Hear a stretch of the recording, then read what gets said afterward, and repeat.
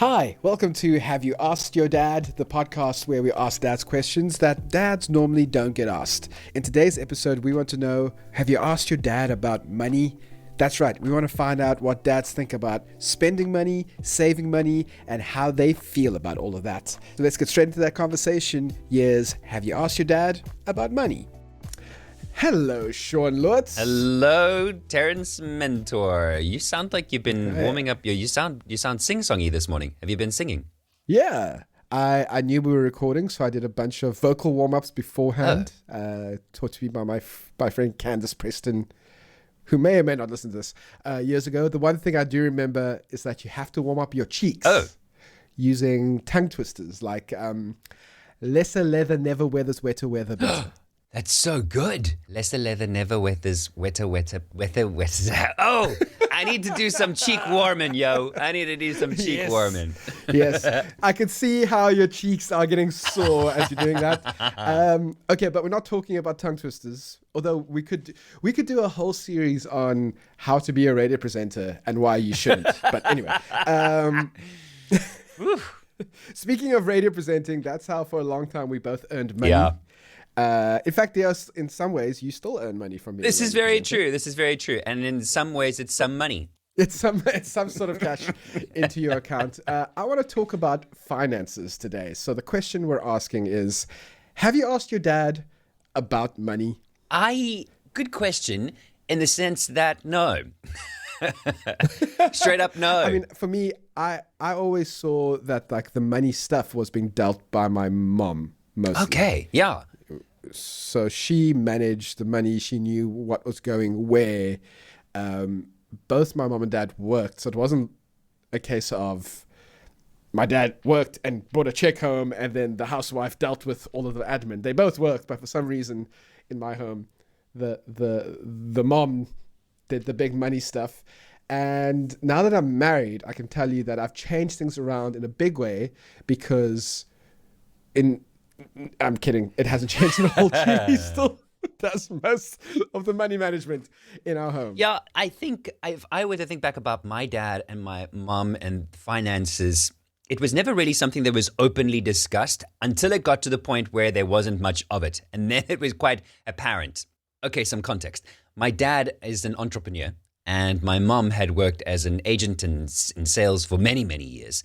And so money wasn't really something that they brought to the fore in front of us. And they didn't necessarily say we've got less of it. But as you get older, you start to notice things around you maybe where they used to both drive BMWs. Now they're not. Or they're buying secondhand things as opposed to where they weren't doing that before. But then when it came around to going, hang on a second, so you're struggling a little bit more here and you haven't said anything to us, but I'm not going to go to varsity and I think that's a good idea for all of us here, right? And then you become a little bit more aware of how the finances might be managed or not managed in a household. So in your case, you say your mom did a lot of the management and now Julie is watching over the finances. I make sure that my wife and I both know what's happening in the bank balance. And I almost put her in charge of doing a lot of stuff. Look, she's got the academic brain for it as well. So she loves numbers. She loves the puzzles. It makes sense, right? Right. So that to me makes sense. But then I still want to know. I want to know that as my bank account is being used for a lot of the debit orders and it gets depleted pretty quickly. By the 27th. I need to know that there is still cash elsewhere. Yeah, exactly. I need to know that there's cash elsewhere still to cover all the things. So ingrained in me then is looking at how the money drops out of my check account, and I then manage my spend very well according to that. And that's a skill I think I learned from my mom, thanks to her shopping around and watching what she was spending. My problem is that because I have a partner who is quite savvy when it comes to money, but also very conservative in her spending habits, I have leaned on her to help us hold back and to manage the process better. I know that as an adult person, I'd be able to manage my money just fine if I was single. But because I have this person who is so much better at it, kind of like her, so you were saying that your parents didn't really talk about money or the budget or how things are being spent. Do you find that you struggle to have these conversations with Rue? Because you're saying you quite deliberately make sure that both of you are aware of what's going in and out and where it's being spent. Was that something that was hard to do at first because you didn't see that being modeled? I find that I have a little anxiety around money, and that sort of irritates her. It rubs her up, right? She doesn't like the fact that I'm constantly going, but are we going to make it? And what are we doing? And shouldn't we rather spend this like that? And she has to constantly placate those feelings and go, Sean, look here, it's fine, Yes. Live a little, right? You don't have to, continuously check online to see if you're getting the best deal on something. I'm not saying it's not a bad trait, but I am saying, no, this is Ruenda's voice, which isn't as deep as this, by the way. What I am saying is that, live a little and you can relax, right? So she has to constantly remind me of that. And I feel bad that I bring that upon her, as you say. I'm adding extra stress and strain and worry. I need to come to grips with what my issues are with money, and not continually take those forward. And yes, I guess in the sense where I want her to know and I to know, I mean, I'll probably bring it up over the weekend and go, we should probably check our finances again. Hey, and she'll go, yeah, we probably should. Right. And then I probably have to remind her again and go, are we going to check our, are we budgeted? She's like, I did it just the other day. It's fine. And then I need to go, okay, Sean, remember, she knows more. She's smarter. She's savvy. You're savvy. Yeah. I trust this person. Don't keep second guessing her, because that's a knock-on emotion, right? Like, I'm scared, and now I'm sort of imprinting that there. I guess that's what I'm afraid of, is imprinting my feelings around money on other people. And I seem to be doing it. Well, she's strong enough not to be imprinted. She has the mental fortitude to push back against your assaults. Oh, yes, she does. I am totally in Camp Rue, I would say, because for instance, I don't get buyer's remorse, right? Once the money is spent and we have got the thing that whether if it's a car or a new piece of equipment or the house that we just bought, I am very happy to go, this is where we're at right now. This is what we've done. Even if it's not the best deal, or we discover 2 days later there was a better deal, I'm like, look, we're here now. Let's just enjoy it. Whereas sometimes I think Julie can be paralyzed. And this sounds very similar to you. Yes. Paralyzed to even make a purchase because she's so worried about the buyer's remorse later on. Yes. That nothing happens now. Yes. So we kind of keep circling and circling and circling and circling. And I am not afraid to spend money, which is also not the best thing ever, because you do need to have someone like yourself or like Julie who goes, let's just take half a second to take a step back. And I think I've learned that from her. She's imprinted on me. We've been thinking about installing solar panels in the house. Now, normally what I would do is the first person that walks into the house and says, you should do this, I'd be like, you seem like an expert. Great, let's go with that one. Okay. Wait, Terence, what about 3 different quotes? Why haven't you spoken to at least 4 other people yet about what their experience was? Exactly. You'll be very proud of me. That's exactly what I did. I got quotes. And for each quote, I built a spreadsheet out to compare all the quotes of what we're getting exactly for how much, what the differences are, if there was any kind of feedback or reviews about the particular company. I'd put that in there so that we could have a very clean view of, because look, for this, I understand doing it for this because it's a lot of money. We might have to go into extra debt to do it. So there's big decisions. What I don't understand though is when people like my wife will go, that's a nice dress. I have a clothing budget for that, which means we can afford to buy myself that dress. I'm going to spend 3 months thinking about whether or not to buy the dress. Then the dress will go out of sale and be like, I wish I bought the dress. Now, okay, we are privileged and we are fortunate to be in a space where if you buy a dress for even if it's like 1,000 or 2,000, in the thousands of rands section, if we make a bad purchase in the thousands of rands section, we can recover from that. Okay, yeah, it's not going to be. It's going to be 1 month before we're totally fine. Like, let's just calm down. We're not in that space. But because there's a lot of fear around poverty and money and things just disappearing, I also think that because I didn't come from as much of a privileged upbringing as she did. Like, I've seen how you can cope with less.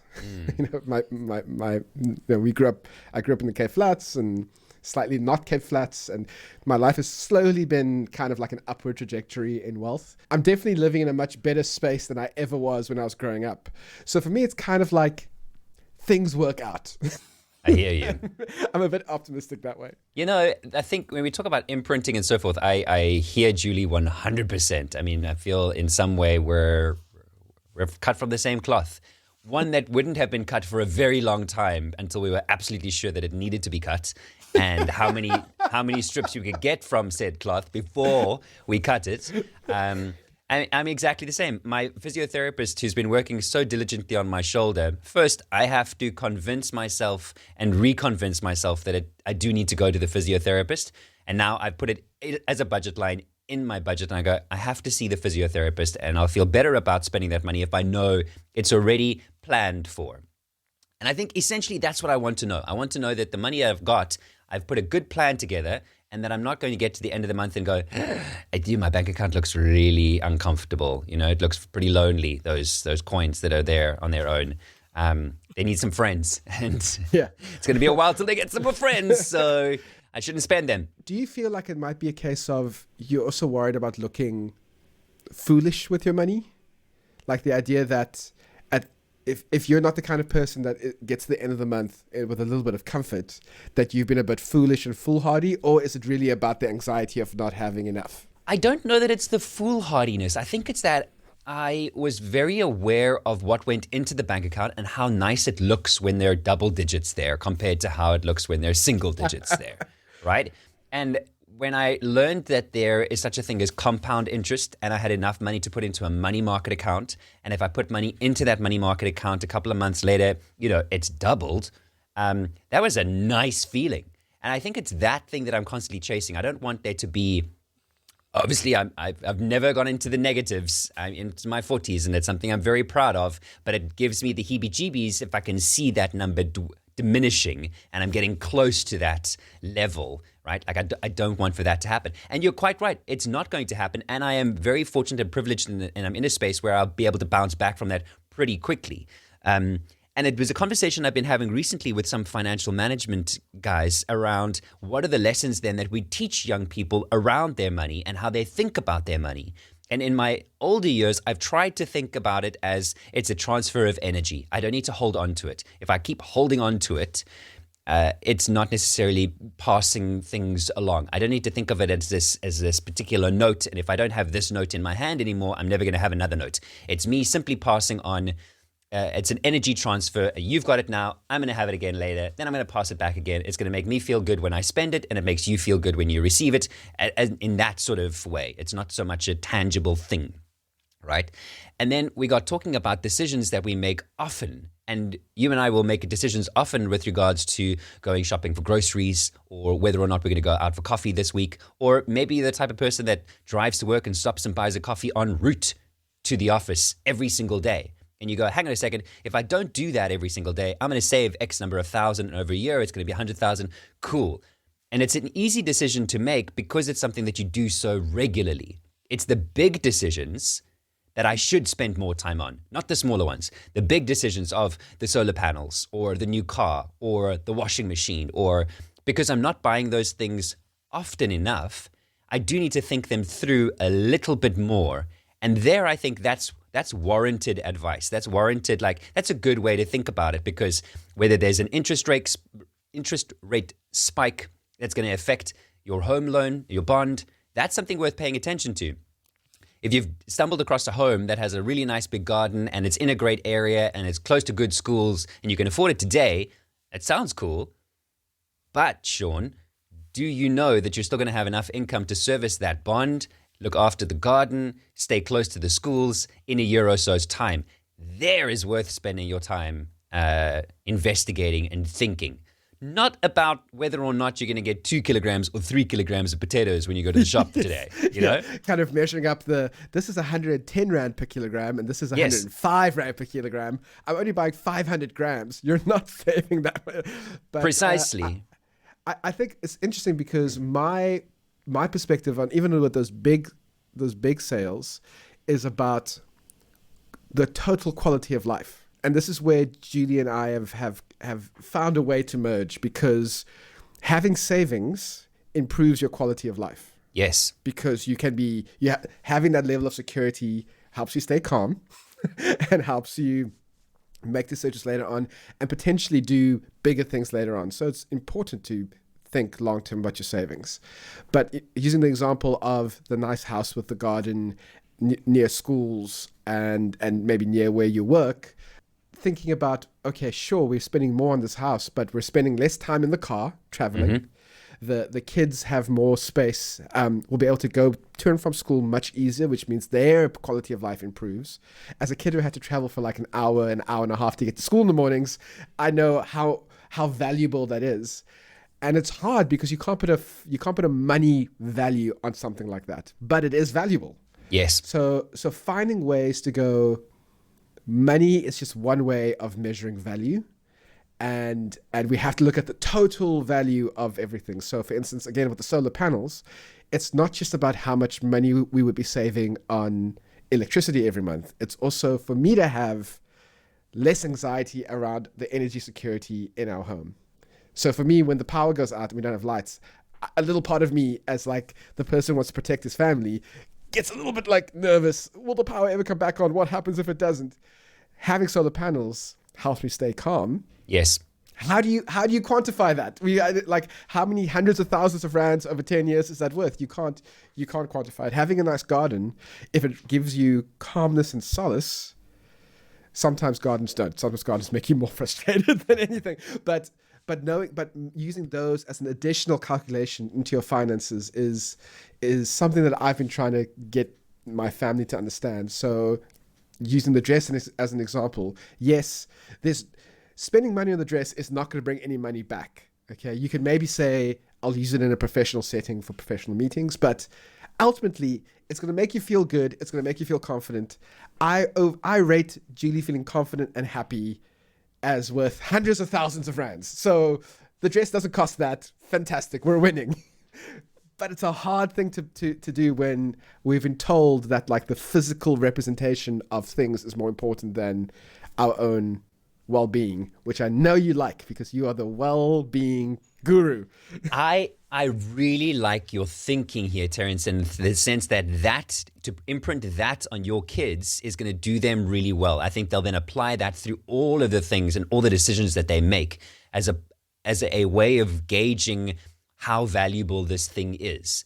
It's not just the price tag that's attached to that thing. What else does it bring them? How else can it affect their finances? And if it is a big purchase and they go, I'm gonna use this money and it's gonna be gone, then they probably have thought through all of the other value adds that it brings because it's been ingrained and it's imprinted on their way of thinking. I think that's very important in a culture where phrases like YOLO are thrown around all the time.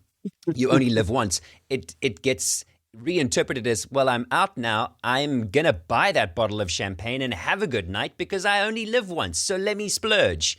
But then you wake up 3 days later and you go, if I didn't spend all that money on a bottle of champagne, I could have done X, Y, and Z. And unless we're grounded in our way of thinking about where we put the value in our entire well-being, as you quite rightly say, then we do make silly decisions that we could wake up regretting a little bit later. So kudos to you. Well done. I think your boys are gonna do very well with their money. Yes.